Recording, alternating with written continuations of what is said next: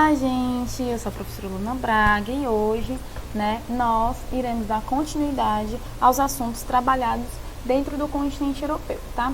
Nós já trabalhamos os aspectos físicos do continente, já trabalhamos a geografia da população do continente europeu, trabalhamos também a União Europeia, o Brexit, a saída do Reino Unido da União Europeia, a crise dos refugiados, como é que eles são tratados dentro do território europeu. Vimos também as matrizes energéticas, como elas funcionam e como os governos, como os países, eles adotam as matrizes energéticas de acordo com seus aspectos físicos. E aí, hoje, para dar uma continuidade aos nossos assuntos, nós vamos trabalhar os conflitos dentro do continente europeu, tá?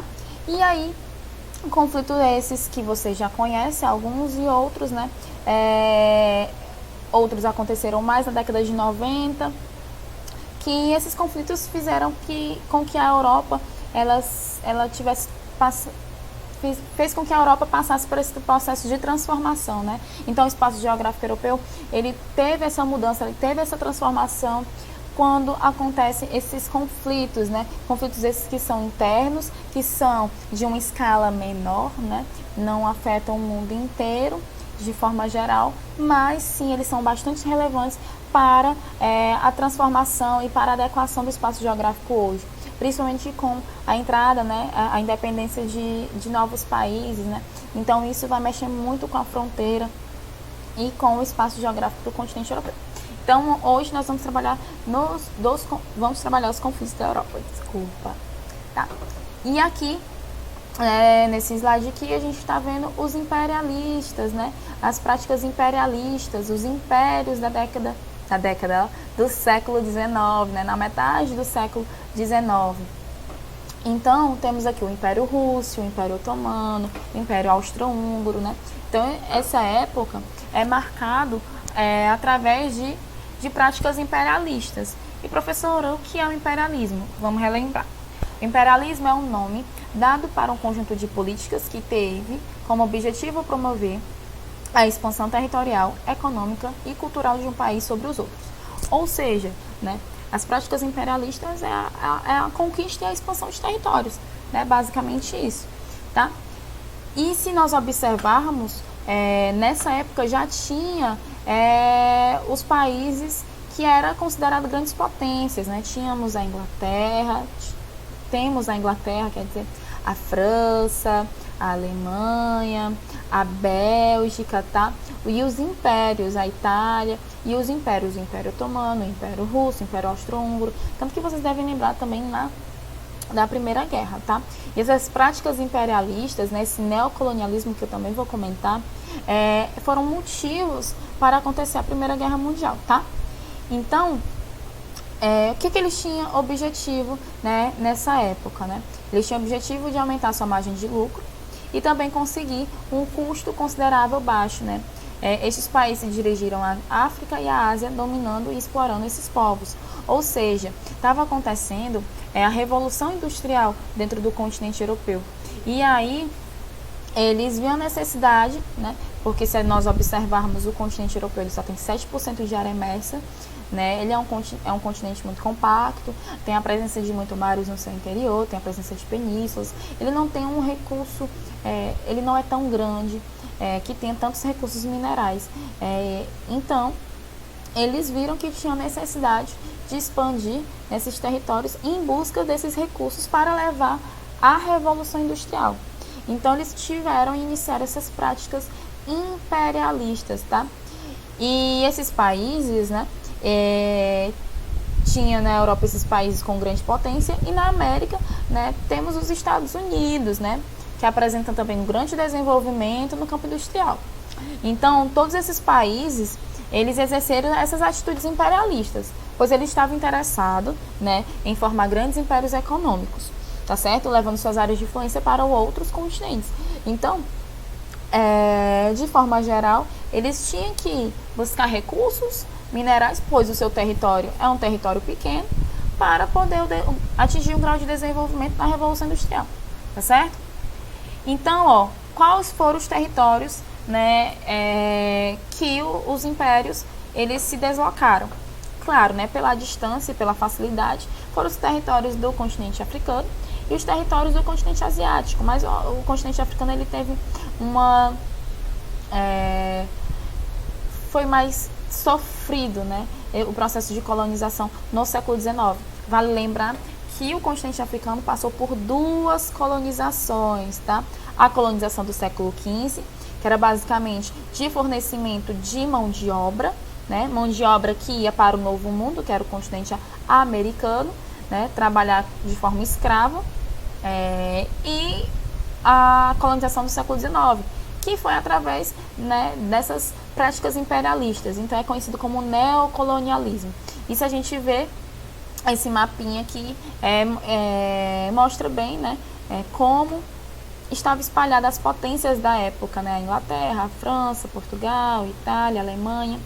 E essas práticas imperialistas, essa divisão do território aconteceu de forma grosseira, truculenta, tentando exterminar uma cultura, a cultura já existente, né?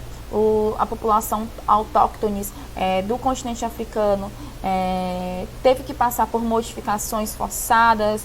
Eles dividiram o espaço, né? Dividiram os territórios do continente africano sem respeitar, né, suas culturas, as etnias, os próprios grupos étnicos rivais que existiam dentro do continente africano tiveram que dividir o mesmo espaço, né, gerando diversos conflitos. Então, a colonização do continente africano, né, esse neocolonialismo foi uma forma grosseira, exagerada, que o capitalismo impôs, tá? Capitalismo na época que é conhecido como capitalismo industrial, tá certo? Já temos aqui a presença de doutrina neoliberal, vocês têm que lembrar, tá, gente? Capitalismo industrial é onde não tem uma intervenção do Estado diretamente na economia, com o neoliberalismo, onde surgem essas práticas, essas doutrinas, tá certo? E aí essa má divisão do território africano, né, fez com que gerasse polêmica. Por exemplo, a França tinha um território maior do que a Alemanha. Então, essa má divisão do território gerou polêmica entre os impérios, né? Entre esses países imperialistas, essas potências, tá? E isso culminou a Primeira Guerra Mundial, tá? Essa má divisão do território, essa polêmica, né? Essa polêmica do território africano gerou a Primeira Guerra Mundial. Claro que teve o estopim, se nós lembrarmos, né, teve o estopim, mataram o herdeiro né, Francisco Ferdinando, e aí, como vocês já sabem, né, a história explica que estourou a Primeira Guerra Mundial. Mas um dos motivos, né, para a geografia, essa divisão, essa má divisão do continente africano, né? Vale lembrar que aconteceu, para que fosse dividido o continente africano, aconteceu a conferência, né? E aí houve a partilha da África, tá? Então, essa imagem, né, quando vocês virem em outras questões, sempre está relacionando a partilha da África, quando você vai falando do neocolonialismo, essa divisão aqui de forma em grade. Hoje o território do continente africano, se vocês prestarem atenção, ele é todo gradeadozinho, né? Ele é bem divididozinho, lembrando as práticas as práticas imperialistas, desculpa, do neocolonialismo do século XIX. Beleza? Outra coisa, né? Caso de curiosidade, neo significa o que, negrada? Novo. Então, nova colonização, tá? Uma nova roupagem da colonização. Porque já tinha acontecido uma no século XV. Então, aconteceu essa no século XIX, uma nova roupagem, né? Ou seja, a do século XV fornecia o quê? Fornecia escravos para trabalhar no Novo Mundo, né? Mão de obra escrava. E já do século XIX, o que fornecia? Fornecia recursos minerais para ser enviados à Revolução Industrial que estava acontecendo na Europa. Beleza? Beleza. Então, a gente tem uma questão aqui da Universidade Federal de Pernambuco, que é de 2002, tá? Vamos dar uma lidinha. A expansão capitalista do século XIX ficou conhecida como imperialismo, e o domínio dos países europeus sobre a África e a Ásia foi denominado neocolonialismo. Sobre o resultado da junção desses dois fenômenos, o imperialismo e o neocolonialismo, a África e a Ásia, é correto afirmar que, item A, o imperialismo e o neocolonialismo ajudaram os povos africanos e asiáticos a sair do seu atraso secular, possibilitando um acesso ao progresso? Oi? Esquisito, né, gente? Atraso para quem? Porque isso é muito relativo, né? Eles chegaram no continente, tanto europeu e asiático, dividiram, não respeitaram as populações, as etnias e a cultura que ali já estava presente, né? A população nativa. Então, será que ajudou a sair do seu atraso secular? Será que era atraso mesmo que estava, né, dentro do continente? Item B. A segunda revolução industrial, o capitalismo monopolista e os ideais de progresso estão associados ao imperialismo, ao neocolonialismo e ao completo domínio dos Estados Unidos no final do século XIX. Não, né, gente? Os Estados Unidos, ele não estava dominando completo, né? Não tinha um domínio completo no final do século XIX. A potência na época ainda era a Inglaterra, tá certo? Item C. A maior beneficiária de todo o domínio imperialista e do neocolonialismo na Ásia e na África foi a classe operária, em face em pleno emprego e indústria. Oi? Classe operária? Quando a gente fala de classe operária, a gente está falando dos trabalhadores, né? Será que todo esse domínio imperialista foi beneficiado, né, e gerou muito emprego à indústria? Não, né? Acho que não. E o item D, através do imperialismo e o neocolonialismo, as elites econômicas e políticas inglesas constituíram a imagem do que era um modelo de cultura e civilização a ser imitado em todo o mundo. Claro que é o item D, tá, gente? Claro, né, eles acreditavam que essas políticas, como deu certo, a Inglaterra ela estava, né, se desenvolvendo economicamente através dessas políticas, né, através dessa conquista de território, né, avançando com a Revolução Industrial. Então ela era um modelo, ela acreditava que era um modelo. Então era necessário que os outros países da Europa se adequassem ao modelo inventado pela Inglaterra para conseguir o tal desenvolvimento. Ok? Então, né, depois da Primeira Guerra Mundial, a gente vê a Segunda Guerra Mundial, né, basicamente entre os mesmos países, mas é com Hitler, né, com a Alemanha, quando ela vem com aquela limpeza étnica, tentando retirar a população aquela população, né, judaica, perdão. Então tem a Segunda Guerra Mundial e temos posteriormente a Guerra Fria, né? A Guerra Fria, que a gente sabe que foi a divisão do mundo, né? No lado capitalista e do lado socialista. Nesse mapa que a gente está vendo aqui, a Guerra Fria, aqui na década de 80, né? Mas a gente sabe que a Guerra Fria começou em 45, pós Segunda Guerra Mundial. Então, em 45, inicia a Guerra Fria e o mundo ele se torna bipolar, tá? Essa Guerra Fria, que é uma guerra ideológica, no qual é necessário conquista de territórios também, apesar que não é uma prática imperialista, não pode ser dito uma prática imperialista, e sim uma prática de influência, né? Tentar conquistar influência territorial para impor o seu posicionamento ideológico. E aí a gente vê aqui a Europa dividida tanto na parte capitalista e socialista. Socialista vermelho e capitalista azul, tá certo? E aqui nós sabemos que a Alemanha, né, ela foi dividida.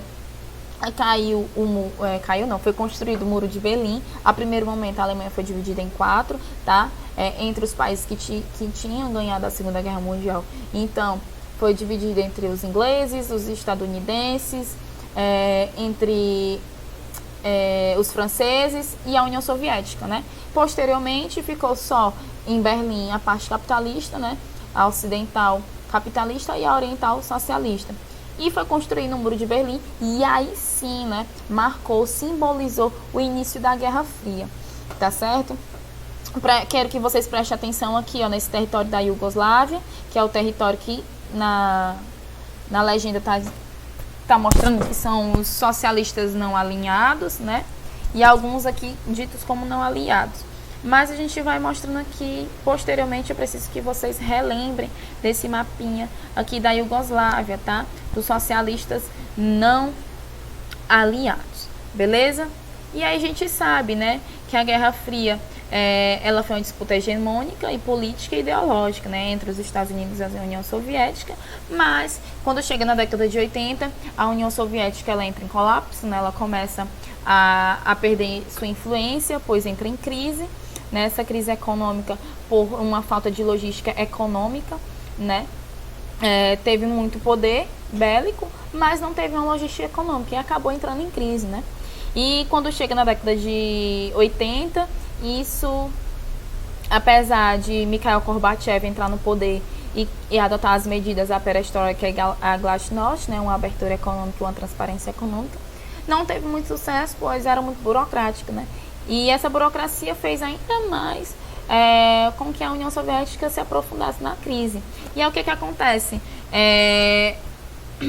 Em 89, o Muro de Berlim cai, né, e começa os conflitos locais e de independência de novos países, de novos territórios. Tranquilo? E a gente está vendo aqui, ó, temos a Polônia, a Hungria de um lado, a Tchecoslováquia, a República Democrática da Alemanha. E quando o Muro de Berlim cai em 89, né, a Alemanha ela começa a se reunificar. Temos a Alemanha reunificada, apesar de que, né, ao meu ver, a Alemanha oriental, né, a Alemanha da parte socialista, ela que se juntou à Alemanha capitalista, né, ela que teve que se moldar à Alemanha capitalista, tá? A Alemanha ocidental. Tranquilo? Tranquilo? E aí, quem ganhou a Guerra Fria, como a maioria já sabe, né, foi o capitalismo, foi os Estados Unidos. Professora, eu não consigo lembrar quem é que ganha a Guerra Fria. Eu não consigo imaginar ainda na minha cabeça. É só lembrar e só observar como é que o mundo está hoje, né? A maioria dos países, eles adotam as políticas capitalistas. Então, quem ganha a Guerra Fria? E isso é resultado da vitória da Guerra Fria, né? Isso é resultado da Guerra Fria. Então, quem saiu como vitorioso foi os Estados Unidos. Beleza? E aí, vamos aqui para a questãozinha do Enem, tá? Os anos de 45, que vão do lançamento das bombas atômicas até o fim da União Soviética, não foram um período homogêneo, único na história do mundo. Dividem-se em duas metades, tendo como divisor de águas o início da década de 70.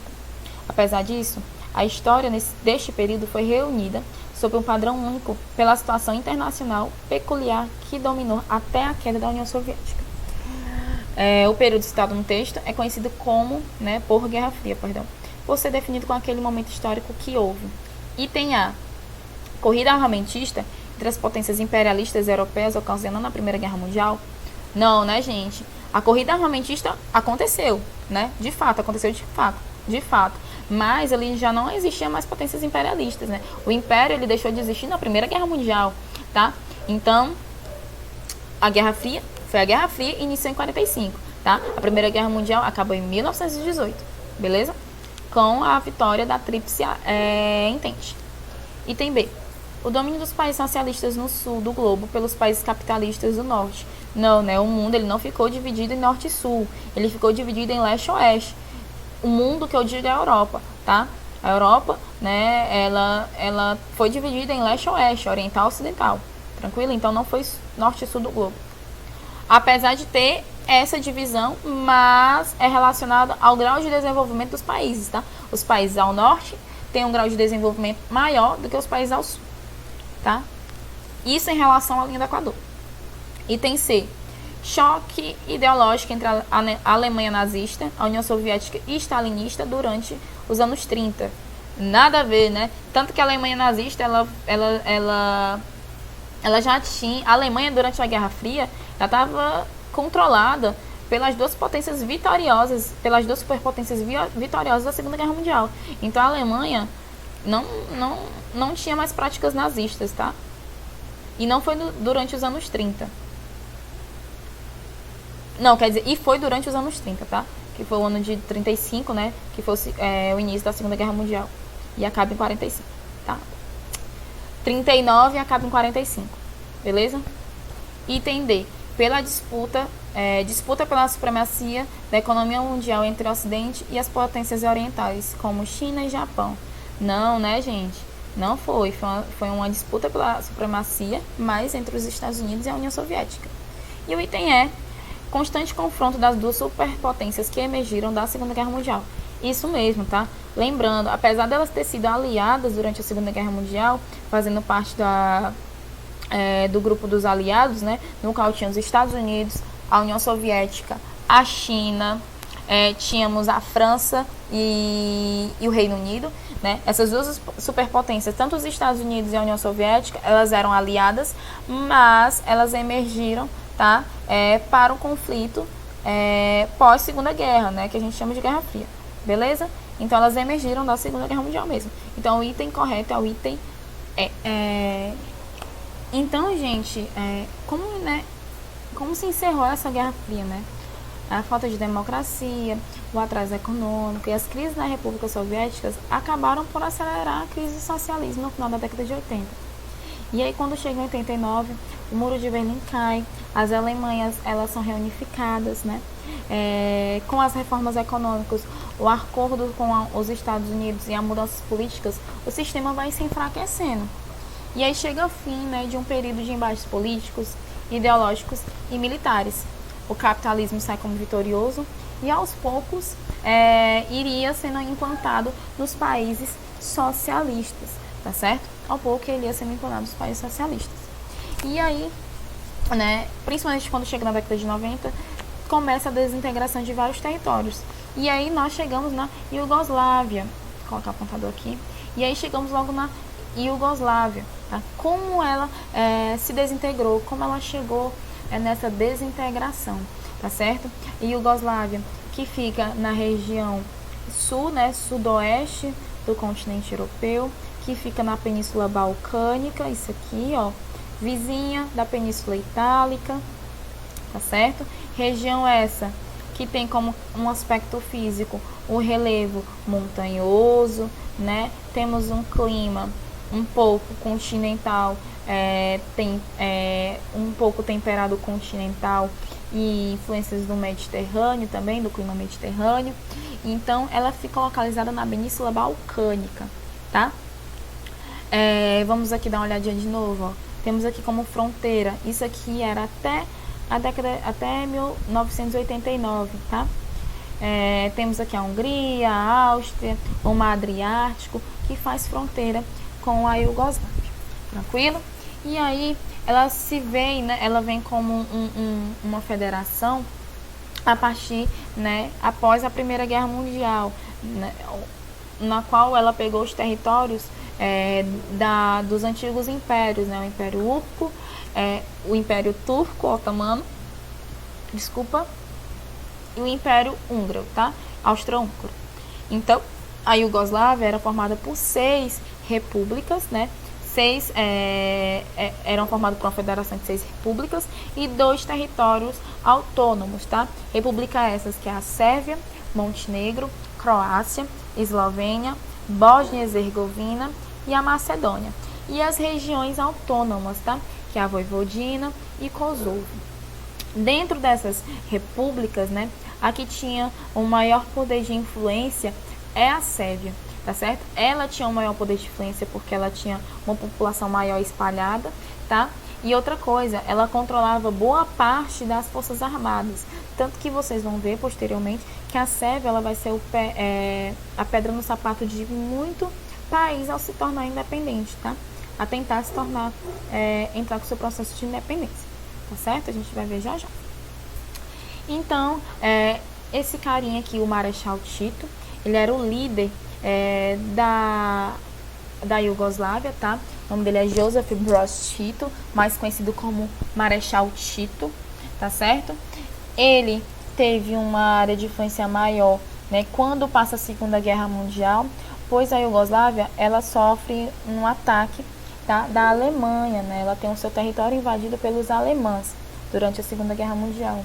E aí, né, vocês sabem que teve a participação da União Soviética, dos Estados Unidos, né, durante a Segunda Guerra Mundial, e o Marechal Tito ele conseguiu apoio, né, para que a Alemanha ela retirasse suas tropas dentro do seu território, né, dentro do território da Iugoslávia. Então, a União Soviética, né, ela deu esse apoio para a Iugoslávia e fazendo a Alemanha recuar, tá? Então esse carinha Tito, ele era o líder da época, tá certo? E aí, posteriormente, né, ele percebeu essa influência da União Soviética e acabou por fundar a República Socialista Federativa da Iugoslávia, tá certo? Aqui é um I, né? Não é um J, da Iugoslávia, tá certo? E ele conseguia, né, manter, apesar de ter diversas culturas e etnias, como a gente viu no mapa passado, né? Era o reino dos sérvios, era o reino dos eslavos, dos croatas. Ele conseguiu com que a população, né, se mantesse unida, tá? Ele tinha um apoio popular, ele conseguia manter as etnias em harmonia, tá certo? Que não é uma coisa muito fácil quando a gente tem diversas culturas, né? A história mostra que muitos conflitos vêm por conta de diferentes culturas, de diferentes ideologias, de diferentes práticas, tá certo? Então, ele conseguiu esse apoio. Durante muito tempo, ele tinha um apoio popular de diversas etnias. E no seu governo, né, ele tinha como política, né, como slogan, assim: 6 repúblicas, 5 etnias, 4 línguas, 3 religiões, 2 alfabetos e um partido. Então, quando ele fala de república, ele está falando dos territórios, que são 5 etnias diferentes, que são 4 línguas diferentes, que são 3 religiões. A gente sabe que lá no território da Iugoslávia tinha os muçulmanos, né, a religião islâmica, os católicos, os ortodoxos. Então, era uma mistura, né, um completo mosaico cultural, a Iugoslávia até a década de 80, tá certo? E aí, quando chega em 48, tá? Quando chega em 1948, já estava acontecendo um processo de Guerra Fria. A Europa, né, ela estava dividida no lado do capitalismo e do lado do socialismo, fazendo com que essas duas superpotências arrumassem, né, tentassem conseguir áreas de influência. E a União Soviética, ela tinha uma influência sobre a Iugoslávia, mas o Marechal Tito cortou relações em 1948. Quando ele corta essa relação com Stalin, que era o líder da época, quando ele corta essa relação com Stalin, a Iugoslávia, ela fica mais autônoma, né? Ela tem uma relação de autonomia diferente de outras regiões, de outros territórios perante a União Soviética. E aí ele conseguiu, durante muito tempo, manter a convivência. E quando ele faz essa quebra, né, esse corte, nasce o movimento dos não alinhados, no qual a Iugoslávia ela fazia parte, tá? Ela fazia parte dos movimentos dos não alinhados, tá? E até a década de 90, até a década de 80 isso perdurou. Mas vale lembrar, vamos tentar trazer esse conflito no contexto mundial, tá? Quando a gente chega nesse conflito. Tito morre na década de 80, ele vem a falecer, né? E a União Soviética na década de 80 já vem com a sua desintegração, ela já vem entrando em crise, até chegar em 1991, na qual ela acaba de vez, né? Ela se desintegra. Mas quando o Tito morre no início, né, da década de 80, a União Soviética ela também já estava entrando em colapso, já estava entrando em crise. E aí estava nascendo, tá, os movimentos nacionalistas, no qual fortaleceu e promoveram a independência de várias repúblicas. Então, quando o Tito morre, aquela harmonia que tinha dentro do território da Iugoslávia, ela já se fora, tá? Por conta desses movimentos nacionalistas, né? Movimentos de pertencimento à sua identidade cultural, tá? Ao seu local de origem. E aí vale ressaltar também, né, que só o Tito, né, o líder Tito, o Marechal Tito, ele tinha deixado, né, uma constituição no qual essas repúblicas anualmente passaria por um processo de eleição a presidente, tá? Então, vamos tentar recordar disso aí. E aí, quando inicia o processo, assim que chega na década de 90, acaba a União Soviética, a Iugoslávia ela se vê sem nenhum apoio, né? E aí começa o seu processo de desintegração. As repúblicas elas começaram a pedir o seu processo de independência. Vamos tentar lembrar da carinha desse homem aqui, ó. Vamos tentar gravar, quer dizer, né? Slobodan Milošević, tá? Vamos tentar gravar a cara desse homem, tá? Que ele é sérvio, tá? E aí, a Iugoslávia, né? Que hoje tem esse formato, tá certo? Professora, onde é que tá a Vojvodina? Professora Vojvodina tá aqui, ó. Aqui em cima da Sérvia. Tá nessa região aqui. Mas eu vou explicar já o porquê. E aí, em 1990, foram realizadas as eleições em todas as eleições, todas as federações da Iugoslávia, tá? E aí, a Iugoslávia tinha um presidente, um sérvio, tá? E segundo que estabelecia a forma do governo, obedecia à sucessão rotativa da presidência, que era um mandato de 1 ano, tá? Aí um representante da Croácia deveria substituí-lo. O presidente sérvio, contudo, não aceitou a política croata, tá? O político croata escolhido e se manteve na presidência.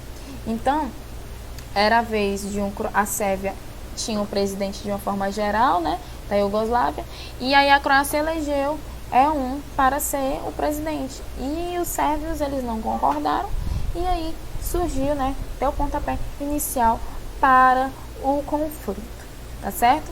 E aqui, ó, a gente tem os anos de quando essas repúblicas, elas pediram o seu processo de independência, tá certo? Se vocês perceberem, né, em 91 acaba a União Soviética e na década de 90, em 91 mesmo, já a Croácia, a Eslovênia e a Macedônia pedem o seu processo de independência, tá? A Eslovênia, ela conseguiu, tá? Tendo uma guerra, um conflito. A Eslovênia, ela se manteve contra a Sérvia na questão da sucessão presidencial, tá certo? E aí se declarou independente da Iugoslávia. A Eslovênia, ela se autodeclarou independente, né? E a Croácia também se tornou independente e a Macedônia também, tá? Então, esses 3 países, simultaneamente, pediram sua independência, pois, né, o presidente sérvio, ele continua ainda no poder, tá certo? Esse foi o estopim para que começasse os conflitos separatistas dentro do território da Iugoslávia. E aí, quando esses países, né, se autodeclararam independentes, né, teve reação das tropas do Exército Federal, tá certo? Compostos por soldados da Sérvia, como vocês podem ver, e do Montenegro. Lembra que eu falei anteriormente que quem dominava, né, quem tinha uma maior área de influência com o exército e com as forças armadas era a Sérvia, né? Então a Sérvia e Montenegro, né, não concordaram com essa independência, não concordaram com essa autodeclaração de independência, tá certo? E aí surgiu um conflito, tá certo? A Eslovênia teve um conflito no qual durou basicamente 10 dias e ficou conhecido como o conflito dos 10 dias, tá? Mas na Croácia a situação foi bem diferente. Houve um conflito armado bem brutal, tá certo? Bem mais complicado, porque a população sérvia que vivia na Croácia não concordava com esse processo de independência, tranquilo? Então a população sérvia que vivia na Croácia não concordaram com o seu processo de independência. E a Sérvia, ela não concordava com esse processo, pois ela ia perder muito economicamente. Primeiro, a Eslovênia e a Croácia, né, elas basicamente sustentavam economicamente a Iugoslávia, eram as partes mais ricas do território, e isso para a Sérvia não era atraente, não era atrativo, né, ter uma perca tão considerável, tão relevante, tá? Na qual na época, né, Tito, ele tinha uma política na qual as regiões, né, as repúblicas que tinham uma condição maior, ajudavam, né, através ajudava com dinheiro mesmo, né, com capital, as populações, né, as etnias menos desfavorecidas. Então a Sérvia ia perder, né, ia ficar economicamente ruim permanecer sem esses territórios, tá certo? E aí a Croácia teve o apoio dos sérvios presentes, né, não aceitou, a Croácia não, a população presente na Croácia não aceitou esse desencontro, né, essa vontade de se tornar independente, e aí começou um conflito armado dentro do território da Iugoslávia. Tranquilo? E aí, gente, eles começaram a fazer uma coisa que a gente chama de limpeza étnica, tá? Limpeza étnica é quando tem um extermínio de uma cultura ou de uma população, tá? Que é diferente da sua. É um extermínio e uma dominação de uma população, tá? De uma cultura, de uma etnia. E aí, gente, no mesmo tempo que estava rolando esse conflito, né, na Croácia, a Bósnia, né, marcou, né, ficou ao lado da Croácia e se declarou independente. O Slobodan, né, o Slobodan Milošević, que a gente viu na foto anterior, no slide anterior, ele culpava esse conflito aos croatas, né? E também culpava ao Joseph Tito, tá? Pela situação que estava dentro da Sérvia, né? Essa atuação de crise que estava dentro da Sérvia. E aí, a Sérvia, né? Que tinha um poder e uma influência maior com o exército, colocou todas as suas tropas armadas, todo o seu exército na Croácia e na Bósnia, tá certo? Posteriormente, inicia em 1992 a Guerra da Bósnia, que é conhecida como a Guerra da Barbárie, tá certo? Que era do lado sérvios, né? Como eu falei anteriormente, bem no início, os sérvios era a pedra no sapato de muita gente. Os sérvios, né, de um lado, os bósnios e os croatas de um outro, tá? Tendo apoio da Eslovênia e da Macedônia, beleza? E aí, querendo ou não, a Sérvia ela tinha um exército, né? Fez um cerco na capital da Bósnia, né? Que ficou conhecido como o Cerco do Sarajevo, tá? Esse cerco, ela colocou suas tropas em toda a fronteira da Bósnia, fazendo com que ninguém entrasse e ninguém saía dentro do território. Isso dificultava muito, tá? Aí deixava a Bósnia fragilizada, pois não entrava medicamento, não entrava comida, e isso durou 3 anos, tá? Foi tão cruel essa guerra da Bósnia, essa guerra da barbárie, que foram criados campos de concentração. As crianças, né, crianças de 10 anos, crianças do sexo masculino, eram mortas com um tiro na nuca para evitar que crescesse e se tornasse rebelde. E ele utilizou, tá, como estratégia uma limpeza étnica, como eu tinha falado anteriormente, né, que é um conjunto de atos de extermínio em massa realizado por um grupo que defende a ideia de uma superioridade de uma etnia sobre a outra, tá? E a partir disso ele fez campos de concentração. Claro que não só os sérvios eram a população ruim, né? Não era só eles eram ruins, mas sim não teve um mocinho, tá, nesse conflito. Os dois foram cruéis porque matavam civis, tá? Os sérvios matavam os croatas e vice-versa, né? Matavam a população civil que não tinha não tinha participação diretamente, não sabia o que estava acontecendo, tá? Né? Como conflito, como estratégia política, tá certo? E aí teve a intervenção da OTAN e dos Estados Unidos, tá? Naquela época, qualquer conflito que existia dentro do território do continente europeu era mediado ou pela OTAN, né, pela Organização do Atlântico Norte, ou pelo Pacto de Varsóvia.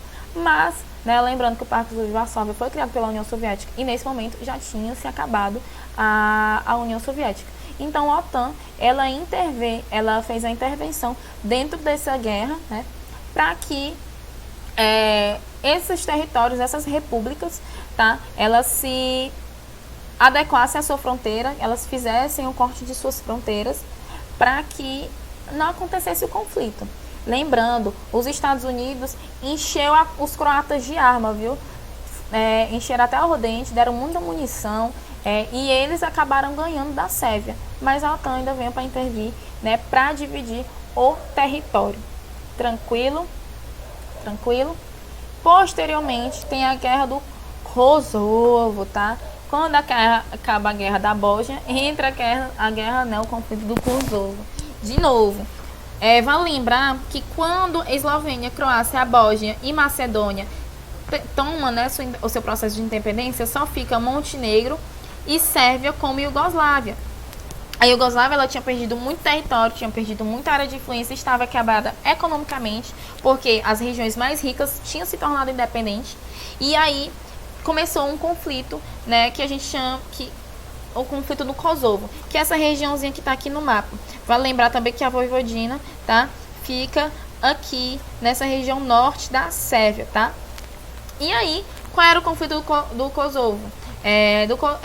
Ela queria seu processo de independência, ela queria se tornar um país, né, um estado-nação. Mas a Sérvia, novamente, não ia, né, disponibilizar o seu território. E aí aconteceu outro conflito entre o Kosovo e a Sérvia, né, e os sérvios. A Sérvia, ela não queria, primeiro, por sua identidade cultural, tá? Os sérvios, eles falavam que Kosovo era o berço do nascimento da população sérvia. Então, eles não queriam abrir mão desse território, tá? Claro, também tinha questões políticas territoriais, né? Porque, como a gente sabe, perder outro território assim, seguido, iria enfraquecer ainda mais, né? E aí teve a intervenção da OTAN e da ONU, tá certo? Porque foi uma destruição em massa, tá? Montenegro, por ser um território pequeno, né, a Sérvia bombardeou, né, matou muitos civis e acabando prendendo, né, a OTAN e a ONU. A OTAN prendeu, né, Milosevic, tá? Ele foi preso. Ele foi preso por crime como é que eu posso dizer? Desafiar os direitos humanos, né? Ultrapassar qualquer limite de um conflito. E a ONU até hoje tem suas tropas, tá? Ela cuida desse território para que não aconteça nada, né? Tenta garantir a segurança desse território de Kosovo, tá? E aí, em 2008, Kosovo declara sua independência, tá? Mas declara sua independência sem falar nada com a Sérvia, mas a questão ainda não foi resolvida, tá? Kosovo, ele ainda não é visto como um país, beleza? Brasil não reconhece como país, Estados Unidos não reconhece, muitos países ainda não reconhecem Kosovo como um país, apesar dele ter autodeclarado um Estado-nação. Tranquilo? Quando chega em 2003, né, a Sérvia e Montenegro, eles se tornam independentes, viram que não tinha mais o que fazer, né, não tava, quiseram se separar. E aí começou a desintegração total. Em 2003, acaba a Iugoslávia e fica de um lado a Sérvia e do outro Montenegro. E aí acontece a desintegração total da Sérvia. E aqui é um GIF animado, tá? De como era em 89 o território e quando chega em 91, ó, já foi, né, se desmembrando o território da Iugoslávia, tá certo? Isso vai até 92, né? Então, ó, você vê todo vermelhinho, né, o território completo e posteriormente o conflito, tá certo? Tequissaravejo, ó, que era o da Bósnia, a capital da Bósnia, né, na qual foi cercada a fronteira da capital. E é isto, gente. No próximo vídeo, né, a gente vai dar uma continuidade. Mas vamos resolver essas questõezinhas aqui, ó. O Marechal Tito, quando esteve no comando da Iugoslávia, entre 45 e 80, conseguiu manter a unidade territorial do país. Entretanto, após sua morte, em 1980, o país entrou em uma escala de conflitos cujos motivos estavam relacionados principalmente com a defesa da não manutenção da União Soviética. Não, né? Lembra que a Iugoslávia, ela só consegue iniciar seus conflitos a partir da década de 90, né? 91, quando a União Soviética acaba. né? Item B, com as disputas políticas pela ocupação da liderança dos seus pais por seus filhos, não, né? Item C, com conflitos étnicos, religiosos e nacionalistas de várias repúblicas, sim, né? Lembra que eu falei da expansão do sentimento nacionalista? Então, o item correto é o item C, tá? Vamos aqui ver essa outra questão. O NESP adaptado. A divisão territorial da ex-Iugoslávia originou 6 países. Assinale a alternativa que contém esses países. República Tcheca, já vê que tá errado, né? Item B, Albânia, Bósnia, Croácia, Sérvia. Não, né? Albânia não faz parte do território. Item C, Romênia, já vê que não é o certo. Item D, Bósnia, Macedônia, Croácia, Eslovênia, Sérvia e Montenegro. Sim, né? Essas 6 repúblicas. Lembrando que tinha 2 regiões semi-autônomas, né? Que é Kosovo e Vojvodina, tá? Que eles não são países, eles não são declarados países, tá certo? Então, no próximo vídeo, a gente dá continuidade com outros conflitos presentes dentro do território europeu. Um beijo! Now the world don't move to the beat of just one drum. What might be right for you